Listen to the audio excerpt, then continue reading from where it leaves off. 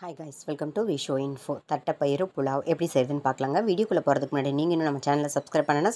அப்படியே பக்கத்தில் இருக்கிற பெல் ஐக்கானை கிளிக் பண்ணுங்கள். அப்போ தான் நான் போஸ்ட் பண்ணுற வீடியோ எல்லாத்தையும் நீங்கள் உடனே பார்க்கலாம். வீடியோக்குள்ளே போகலாங்க. தட்டைப்பயிறு புலாவ் செய்ய தேவையான பொருள்லாம் பார்க்கலாங்க. தட்டைப்பயிறு வேக வச்சுருக்கேன். நீங்கள் சாதம் வேக வைக்கும்போது கூட வேக வச்சு எடுத்துக்கலாம். ஒரு 2லேருந்து 3 சவுண்டு விட்டு எடுத்துக்கலாம். இதுக்கு கொஞ்சமாக தண்ணி ஊற்றி நம்ம வேக வச்சு எடுத்துக்கலாம். இது முந்தின நாளே ஊற போடணும் அப்படிங்கிற அவசியம் இல்லை. பாசிப்பயிறு மாதிரி சீக்கிரமே வெந்துடும். பாருங்கள் எந்த அளவுக்கு இருக்குன்னு பாருங்கள். இந்த அளவுக்கு இருந்தால் போதும்.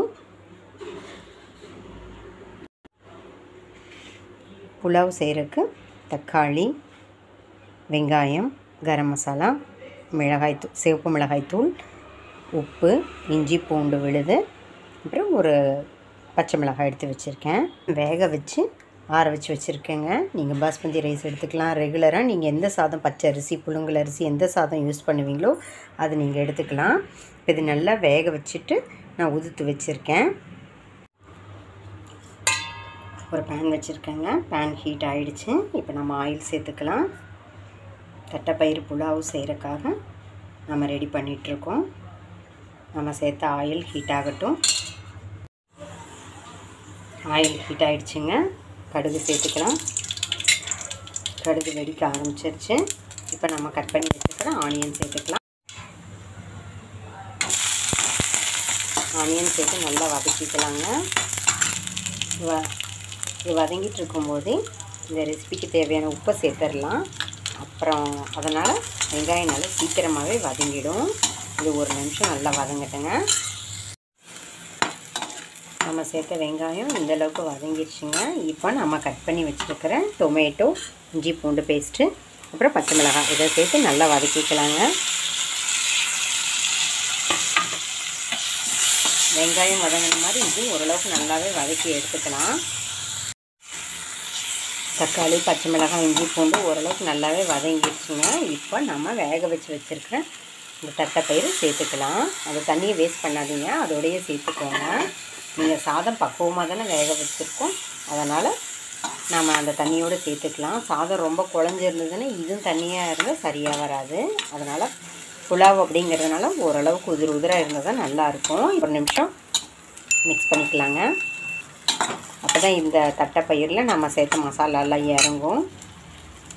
இப்போ நம்ம எடுத்து வச்சுருக்கிற சிவப்பு மிளகாய்த்தூள், கரம் மசாலா சேர்த்துக்கலாம். அப்படியே சேர்த்து நல்லா ஒரு பரட்டிக்கலாங்க.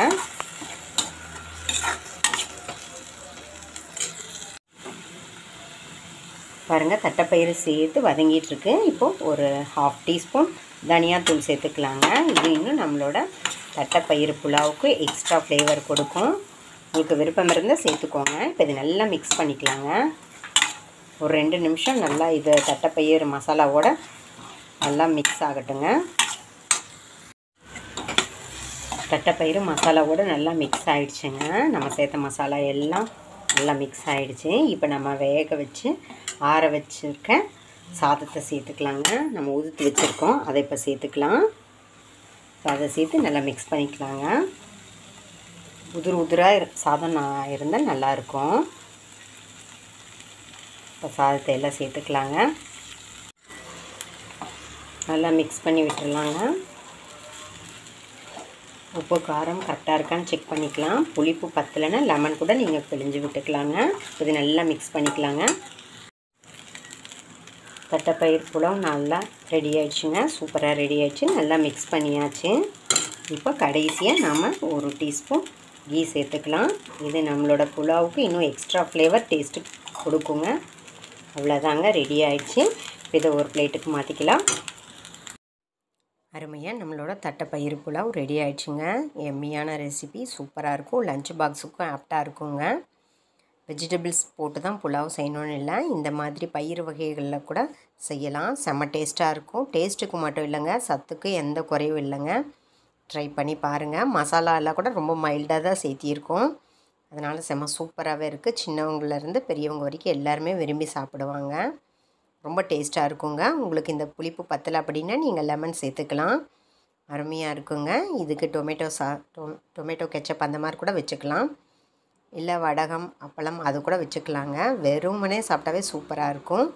ட்ரை பண்ணி பாருங்கள். என்னங்க இந்த ரெசிபி உங்களுக்கு பிடிச்சிருந்தா லைக் பண்ணுங்கள், ஷேர் பண்ணுங்கள், கமெண்ட் பண்ணுங்கள். ஞாபகமாக சப்ஸ்கிரைப் பண்ணுங்கள். ஓகே, பாய்.